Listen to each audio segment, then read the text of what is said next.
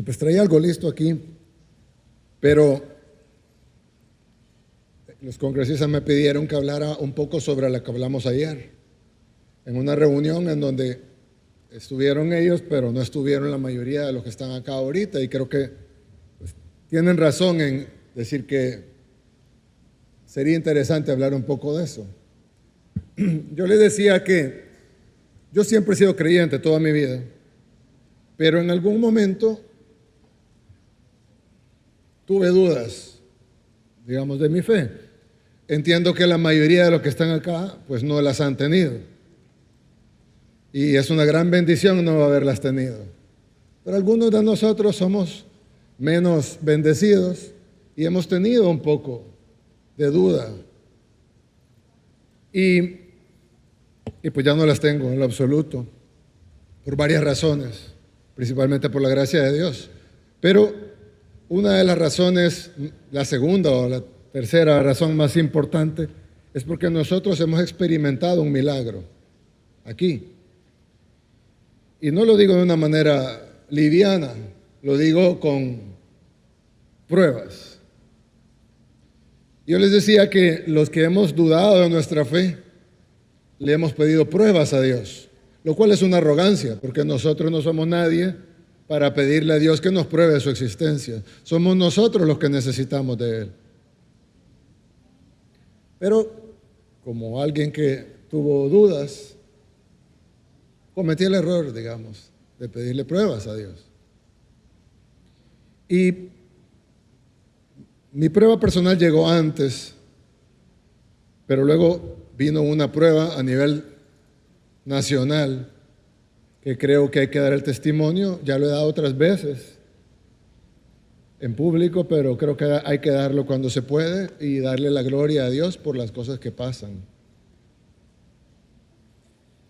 Como todos ustedes saben, El Salvador es un país que ha sufrido mucho. Tuvimos dos guerras, la guerra civil en los 80s y luego la guerra que vino después, que fue más sangrienta aún que la misma guerra civil, que fue la guerra de las pandillas, la dictadura de las pandillas, como yo le llamo.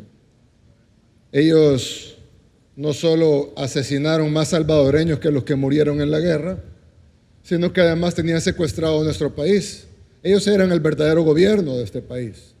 Ellos ponían toques de queda, controlaban quién podía ir de un lugar a otro lugar, ponían impuestos. El 80% de los negocios pagaban impuestos, más de los porcentajes que paga ahora. Y el que no pagaba los impuestos era asesinado por no pagarlos. Además, cuando la gente ve las cifras y ve la cifra de homicidios, que es altísima, tan alta que era más alta de todo el mundo. Pero además de eso, hubo mucha gente que sufrió otras cosas fuera de los homicidios. Yo contaba el ejemplo de una señora una adulta mayor, que su nieto le cortó las manos, porque las pandillas le exigían que pagara la extorsión o el impuesto que habían puesto ellos. Ella no lo pagó y entonces el nieto le cortó las manos para írselo a entregar esas manos a las pandillas. La señora aún vive y trabaja haciendo barras de chocolate, pero ella es un testimonio vivo de lo que las pandillas hacían en este país. En este país había una dictadura, la dictadura de las pandillas, la dictadura del crimen, y la gente sufría esa dictadura, que además era cruel, tanto que llegaba a cortarle las manos a sus ciudadanos. Y ese fue uno de cientos de miles de casos. Los salvadoreños, la mayoría de salvadoreños, a excepción de los que tal vez son demasiado jóvenes, 10 años, 5 años, pero los 95% de los salvadoreños se acuerdan de esto perfectamente. Y no hay ningún salvadoreño en ningún espectro político que lo pueda negar. Pero hubo un fin de semana, y ustedes recordarán, en 2022, donde los pandilleros decidieron arreciar una ofensiva contra el país y contra el gobierno, matando aproximadamente a un salvadoreño cada media hora. Les decía a los congresistas que ellos tienen 50 veces más población, es el equivalente a que mataran 50 salvadoreños cada media hora, 50 estadounidenses, perdón, cada media hora. Nos reunimos, era un día viernes en la noche, nos reunimos en Casa Presidencial con el Gabinete de Seguridad. Y decíamos, cuando ya había empezado la matanza, y la matanza era al azar, uno por un lado, otro por otro lado, otro por otro lado, ni siquiera había una forma de enfrentarlos directamente. No es como cuando hay un ejército enemigo y uno sabe que están ahí enfrente, sino que estaban en todos lados.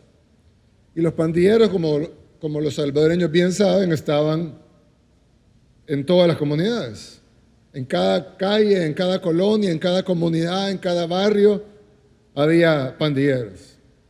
Entonces, era prácticamente imposible para el Estado ir a vencer a esos pandilleros, o por lo menos así se creía.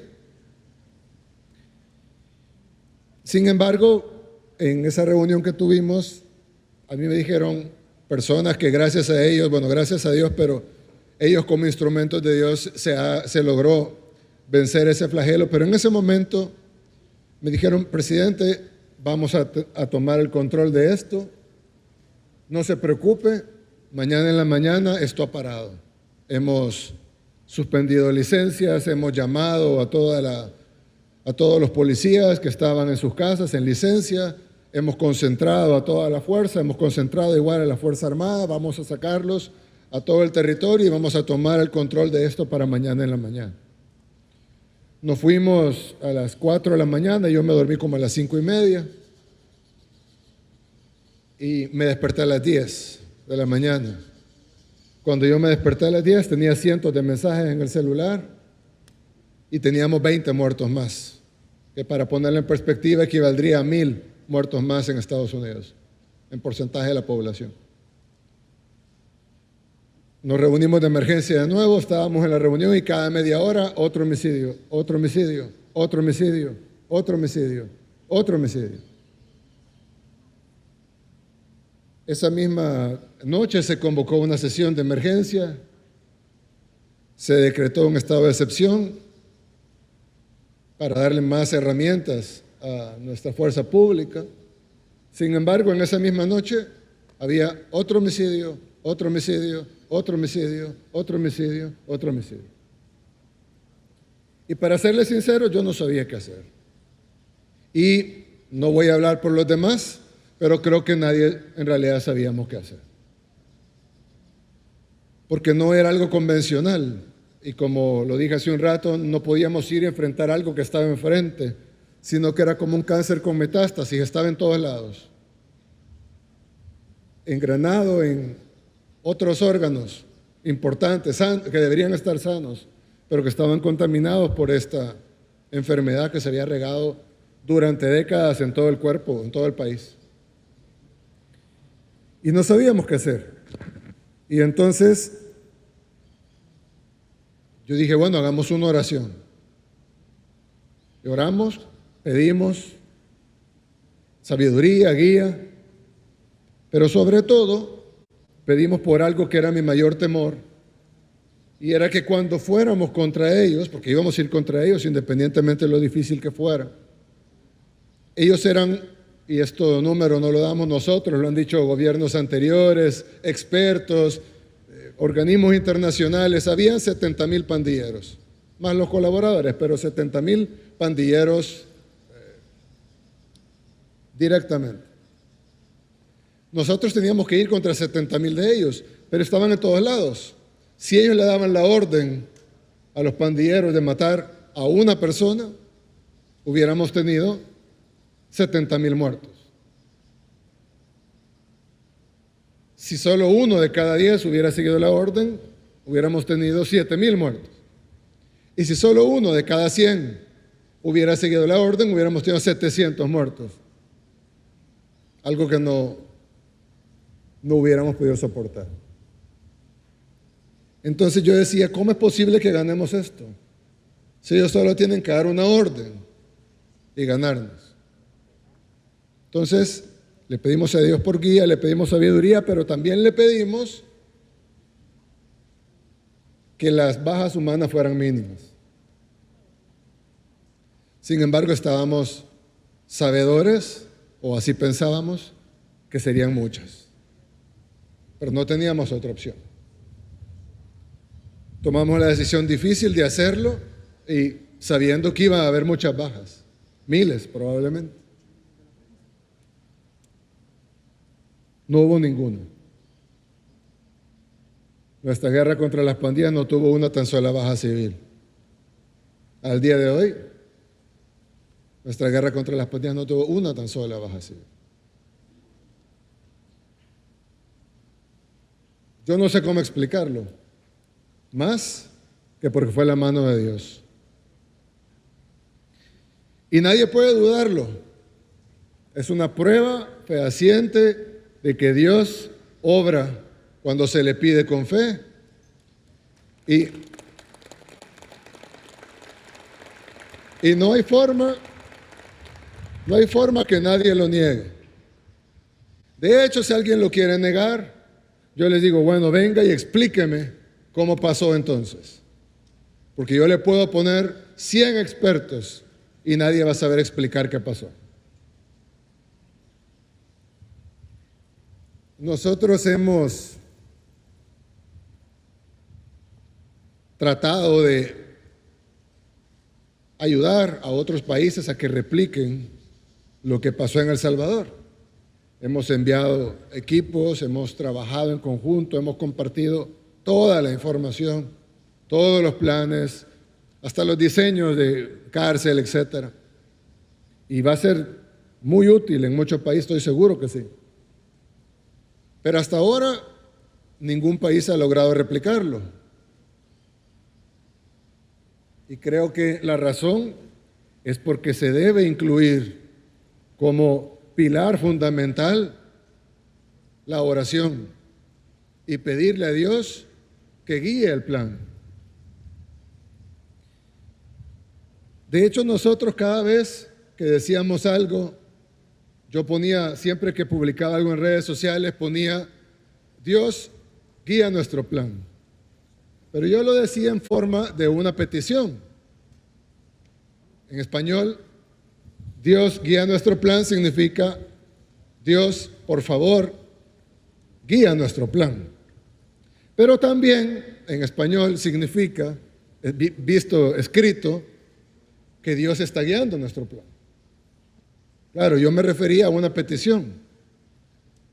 Pero luego de varios meses, yo veía que el director de la policía, un hombre que ya partió, pero es un hombre que fue uno de los más grandes instrumentos de Dios en esta guerra contra las pandillas. Él siempre ponía lo mismo, Dios guía nuestro plan. Yo pensaba que estaba poniendo lo mismo que yo. Hasta un día que en una reunión me dijo, no se preocupe, presidente, Dios guía nuestro plan. Yo siempre pongo eso. Yo le dije, no, es Dios guía nuestro plan. Y él me dice, no, es que Dios está guiando nuestro plan. Entonces yo entendí que lo ponía, eran las mismas palabras, pero la forma en la que lo ponía él era diferente a la forma en la que lo ponía yo. Yo hacía una petición a Dios, él estaba seguro que ya estaba pasando. Las dos son buenas, creo, pero él tenía razón. Y al final, la prueba de que Dios guió nuestro plan es que funcionó. Y es que no murió ningún civil. Y es que pasamos de ser del país más peligroso del mundo al país más seguro de todo este hemisferio. Y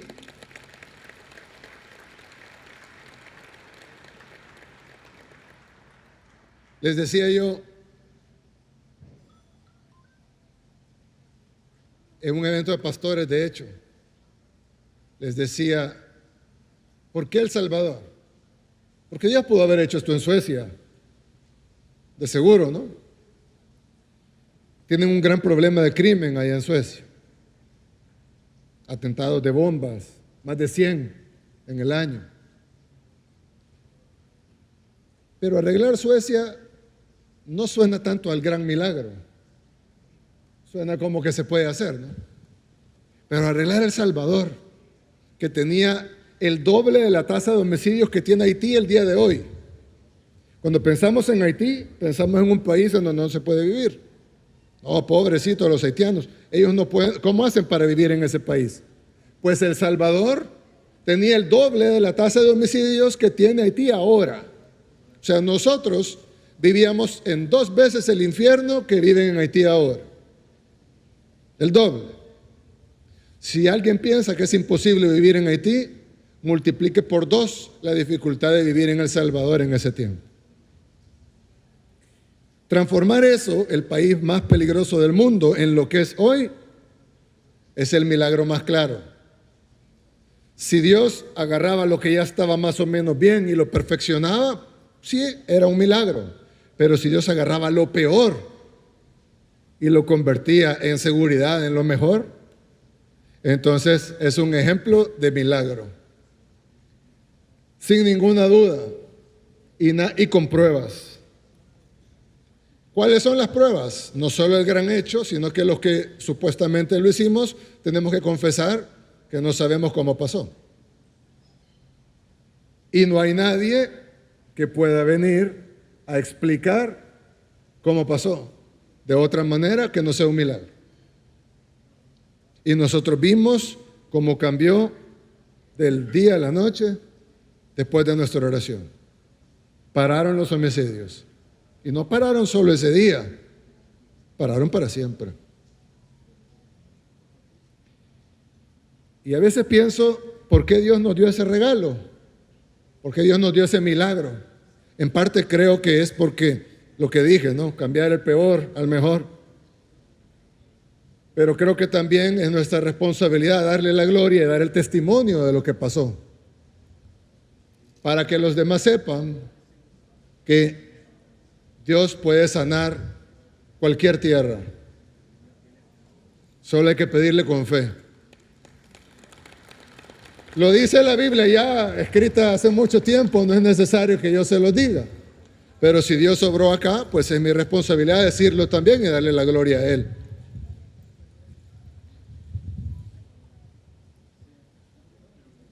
Y les decía también ayer a los congresistas, al senador Mike Lee también. Me pregunta, ¿y por qué ora ahora, presidente? Yo le digo, bueno, aparte de uno ora por su familia, por sus seres queridos. En términos de país, pues ahora oramos por todo lo demás. No como codicia, porque en nuestro país faltan muchas cosas. Mejor salud, mejor educación, mejor economía, una mejor calidad de vida, aunque ya mejoró mucho la calidad de vida al pasar de vivir en el doble de Haití a vivir en el país más seguro del continente. Pero faltan muchas cosas que queremos hacer y ahora oramos por ellas. No con codicia ni con avaricia, porque hay que agradecerle a Dios por lo que ya tenemos. Pero sí con fe, en que Dios pueda obrar aún mucho más en nuestro país y siempre le vamos a dar la gloria a Él cuando esas cosas pasen. Pero Dios sabe los tiempos y los tiempos de Dios son perfectos.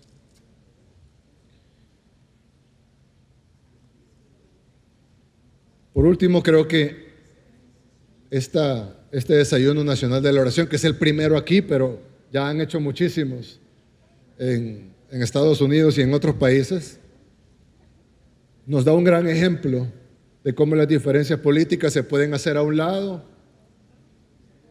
por algo que es mucho más importante, que es la relación de todos nosotros con nuestro Creador.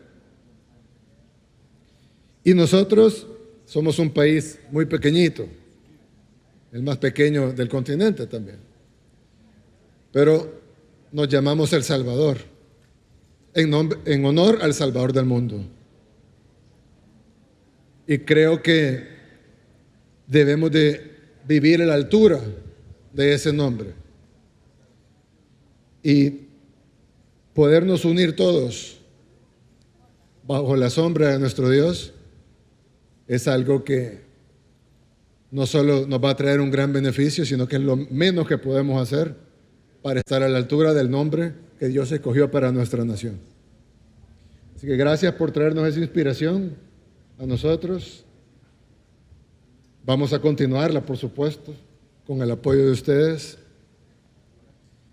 y vamos a darle siempre la gloria a Dios y pedirle siempre que saque adelante a nuestro país. Así que muchas gracias a todos. Que Dios bendiga aquí a todos los invitados, a sus corazones, a sus familias. Que Dios nos dé sabiduría, discernimiento, guía, paciencia.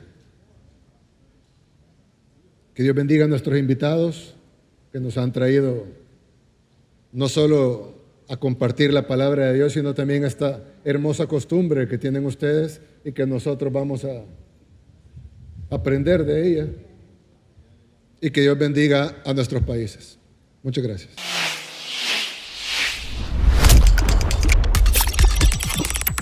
Secretaría de Prensa.